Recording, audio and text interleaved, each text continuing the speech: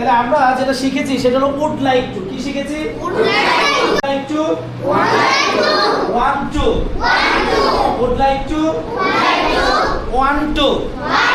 এবার আমরা একটা ব্যক্তিকে মানে যে চাবে, একটা মানুষ অথবা কোনো একটা ব্যক্তি তো চায়, যেমন আমি যদি বলি আমি ডাক্তার হতে চাই, আমি কি বললাম? আমি তাহলে আমি চাই, তাহলে আমি একটা কর্তা যেটাকে সাবজেক্ট বলে, এটাকে কি বলে?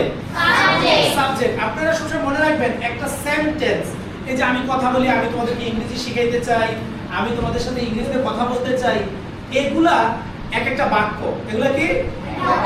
প্রথমত মনে রাখতে হবে সেন্টেন্স এটা অ্যালফাবেট থেকে আসে। কোথা থেকে আসে?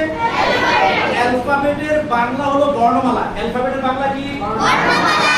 বাংলা কি? বর্ণমালা থেকে সেন্টেন্সের সৃষ্টি। বর্ণমালা থেকে কার সৃষ্টি? সেন্টেন্সের সৃষ্টি। যাক, ওটা আমরা পরে বলবো। তাইলে আমরা যেটা শিখেছি যে আমি চাই ডাক্তার হতে, আমি চাই মায়ের সাথে কথা বলতে, আমি চাই বাসায় যেতে, আমি চাই ঘুমাইতে। এই অনেকগুলো বাংলা বলছি না? তাহলে আমি, এই আমিটা হলো সাবজেক্ট। আমিটা কি? সাবজেক্ট। এই আমিকে সবাই জানি ইংরেজিতে কি বলে? আই। কি বলে? আই। আর যদি এটাকে আবার আমরা বলি তাহলে কি হবে? উই। আমরা বললে উই, আর তুমি বললে ইউ।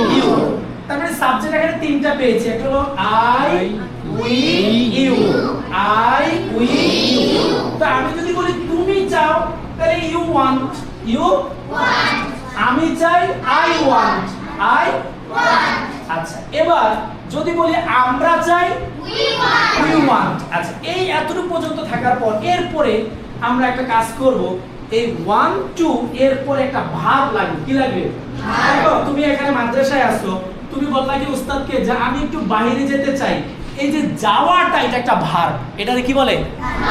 তোমরা যে সকালবেলা নাস্তা খাও না, এই খাওয়াটা একটা ভার্ব। তুমি যে পড়াশোনা করো, এটা একটা ভার্ব।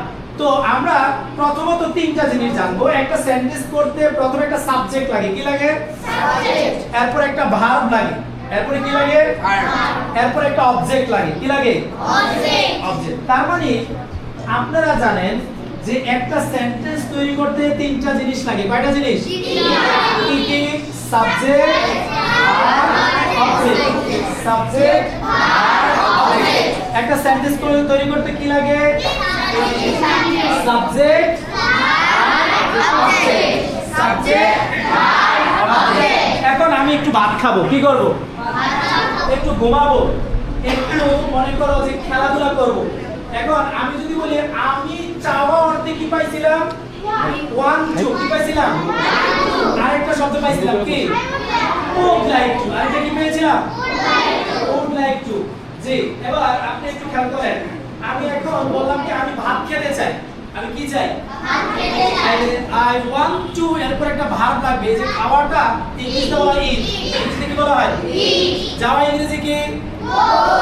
তারপর ঘুমানো ইংরেজি কি? স্লিপ। তারপরে আমি যদি বলি যে আমি একটু নড়াচড়া করতে চাই, সেটাকে বলা হয় মুভ। কি বলা হয়? মুভ। হাঁটা ইংরেজি কি? ওয়াক। এখন আপনারা সবাই শুনবেন শুধু। আমি ইংরেজি বলবো কিভাবে?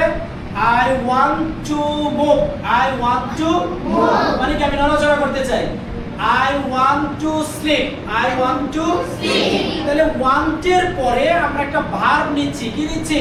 ভার্ব। আচ্ছা, I want to speak. I want to say good. আপনারা যে আমার চেয়ে ভালো পারেন।